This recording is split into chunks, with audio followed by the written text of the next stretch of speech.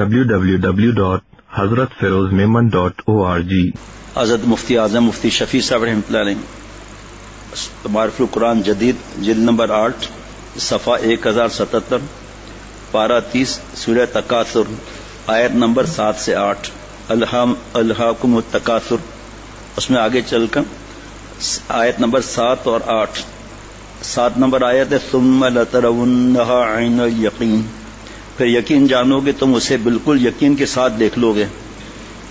عنوان ہے سورہ تکاثر کی فضیلت، قیامت کے دن انسان سے کیے گئے سوالات۔ ثم لتسألن یومئذ عن النعیم، پھر تم سے اس دن نعمتوں کے بارے میں پوچھا جائے گا کہ ان کا کیا حق ادا کیا۔ بات سمجھ میں آ رہی؟ پہلی نعمت کیا پوچھا جائے گا، پھر تم سے اس دن نعمتوں کے بارے میں پوچھا جائے گا کہ ان کا کیا حق ادا کیا۔ سب سے پہلی نعمت ہم نے اللہ سے مانگا نہیں تھا، ہمارا وجود ہی نہیں تھا۔ اب آج جو ہے وہ حضرت کا بیان یاد آ رہا تھا ذہن میں، جو آپ لوگوں نے بھی سنا ہے، کئی بار سنا ہے کہ اللہ تعالیٰ کی پہچان کے لیے اللہ نے ہمیں بھیجا، قرآن پاک کی آیت، ٹھیک ہے نا، وما خلقت الجن والانس الا لیعبدون، نہیں پیدا کیا ہم نے سوائے جنات اور انسان کو اپنی عبادت کے لیے، مفہوم۔ اور پورے دنیا کی تفسیروں میں لکھا ہے، اور سب سے بڑھ کر حضرت عبداللہ ابن عباس رضی اللہ عنہما کی تفسیر کہ لیعبدون کا مطلب لیعرفون، اللہ تعالیٰ نے اپنی پہچان کے لیے بھیجا ہے۔ اور بھائی پہچان کوئی تیسرا کراتا ہے، اس پر بیان ہو چکا ہے۔ پھر تم سے اس دن کے نعمتوں کے بارے میں پوچھا جائے گا۔ ایک نعمت یاد دلانا، حضرت پھولپوری رحمۃ اللہ نے جو فرمایا، تفسیر حدیث پاک، یہ تو ترجمہ ہو گیا۔ اور رسول اللہ صلی اللہ علیہ وسلم نے فرمایا کہ قیامت کے روز بندے سے جس چیز کا سب سے پہلا سوال ہوگا، خدا کی قسم اس ایک چھوٹی سی آیت پر میں تو 2 گھنٹے بھی بیان پورا نہیں کر سکتا، اور جو علماء مفتی صاحبان ہیں ساری زندگی پورا نہیں کر سکتے اس پر بیان۔ وہ تو پہلے تو وہی گن لیا کہ نعمتوں کے بارے میں پوچھا جائے گا۔ نعمت کیا ہے؟ اگر سلنڈر روز لگے 3 آکسیجن سلنڈر، بل کتنا آئے گا؟ اور ہمیں جو آکسیجن فری مل رہی ہے وہ، سورج کی دھوپ جو ہے وہ، جن ملکوں میں برف ہے سورج نہیں نکلتا وہ کیسے چیختے چلاتے ہیں، اور جب سورج نکل آتا ہے سن بات لے کر کمینہ پن سور اور کتے والا کام کرتے ہیں، اللہ کو بھلا دیتے ہیں، ٹھیک ہے۔ پھر اب یہ بات کہ جو سب سے پہلا سوال ہوگا وہ تندرستی ہے۔ اس کو کہا جائے گا کیا ہم نے تمہیں تندرستی نہیں دی، اور کیا ہم نے تمہیں ٹھنڈا پانی نہیں پلایا تھا؟ ہم نے دسو جناب،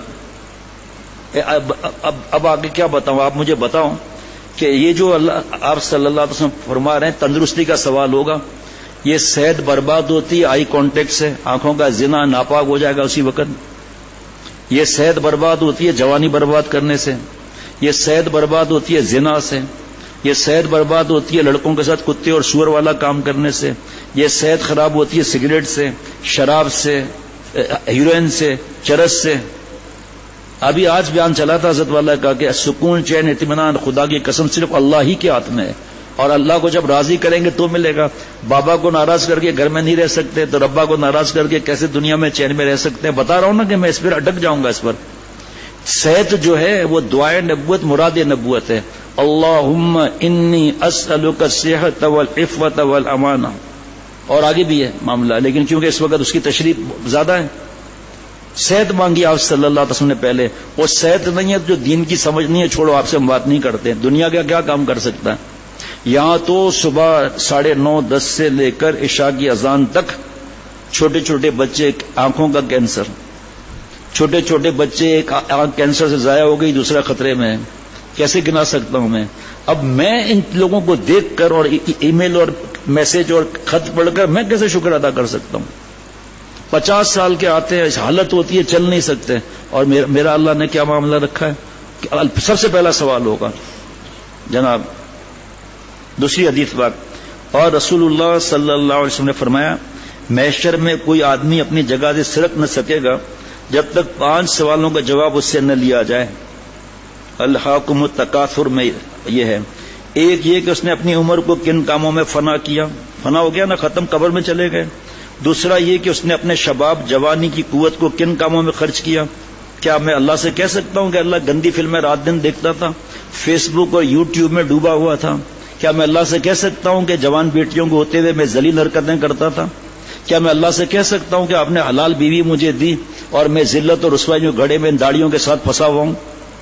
بتاؤ نا آپ لوگ، آپ جواب دو، مجھے تو چھوڑو، آپ، میں تو نہیں جواب دے سکتا. ایک ہی راستہ ہے، یا اللہ معاف فرما دیجئے، اللہ آج کے بعد مر جاؤں گا، گناہ نہیں کروں گا، پھر ہو جائے توبہ کر لیا. دیکھیں جواب تو نہیں پڑتا نا، تو اللہ سے ابھی معافی مانگے، اس وقت تو معافی کا موقع تھوڑی ہوتا ہے. کہ جوانی کس بات میں ضائع کی، ساری رات جاگنا، سارا دن سونا، ڈرگس، ہیروئن، چرس، پتہ نہیں کیا کیا. تیسرے یہ کہ جو مال اس نے حاصل کیا وہ کس طریقے سے، جائز یا ناجائز سے حاصل کیا، پرائز بانڈ سے حاصل کیا، ڈیفینس سیونگ سرٹیفکیٹ حرام، ہاؤس بلڈنگ فنانس کارپوریشن کا سود کا یا دوسرا سود کا پیسہ، رشوت، ملاوٹ، دھوکہ، ماں باپ کو جو ہے ستانا، اب والد صاحب کا انتقال ہو گیا وراثت نہ دینا، بھائی بہن کو محروم کرنا، انتقال ہو گیا خدا نخواستہ یتیم کا مال کھا رہے ہیں جناب. چوتھے یہ کہ اس مال کو کہاں کا خرچ کیا، ہر مہینے جو فیس بھرتے ہیں کیبل کی اور ہر مہینے جو ایزی پیکج کراتے ہیں گناہوں کے لیے، کہاں خرچ کیا؟ جو وہاں جواب دے سکتے ہیں یہاں دے دو. میرے ساتھی جو آرگیومنٹس دیتے ہیں نا گناہ وغیرہ پر، تو میں کہتا ہوں بھائی آپ جو مجھے آرگیومنٹس دے رہے ہو مجھے نہیں معلوم دین کی سمجھ، بھائی اتنا آپ سے پوچھتا ہوں اللہ کو یہ جواب دے سکتے ہو؟ یا اللہ لڑکی پیچھے پڑ گئی تھی، یا اللہ وہ دوست نے شراب پلا دی تھی، آپ جواب دو نا. وہاں تو یہ دل کا راز سارے ٹیپ ہو رہے ہیں جناب، اس پر بھی قرآن پاک کی آیتیں آپ سنتے رہتے ہیں. پانچویں یہ کہ جو علم اللہ نے اس کو دیا تھا اس پر کتنا عمل کیا. اب آپ میں کہوں گا میں تو عالم ہوں ہی نہیں، کل پرسوں دونوں دن سے بتا رہا ہوں، اتنا علم حاصل کرنا ہر مسلمان مرد اور عورت پہ فرض ہے، جس سے پتا چل جائے کہ اللہ اس بات سے ناراض ہیں، اس بات سے خوش ہیں.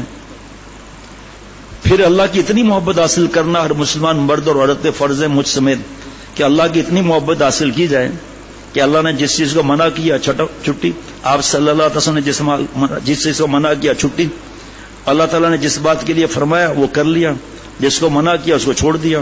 جناب سورہ الہاکم التکاثر کی خاص فضیلت سنیں، آپ صلی اللہ علیہ وسلم نے صحابہ رضوان علیہ مجمعین سے خطاب کر کے فرمایا، کیا تم میں کوئی آدمی اس کی قدرت نہیں رکھتا کہ ہر روز قرآن کی 1000 آیتیں پڑھا کریں؟ کتنا بھائی؟ 1000 آیتیں کتنے پارے ہو جائیں گے؟ صحابہ رضوان اللہ علیہ مجمعین نے عرض کیا روزانہ 1000 آیتیں کون پڑھ سکتا ہے؟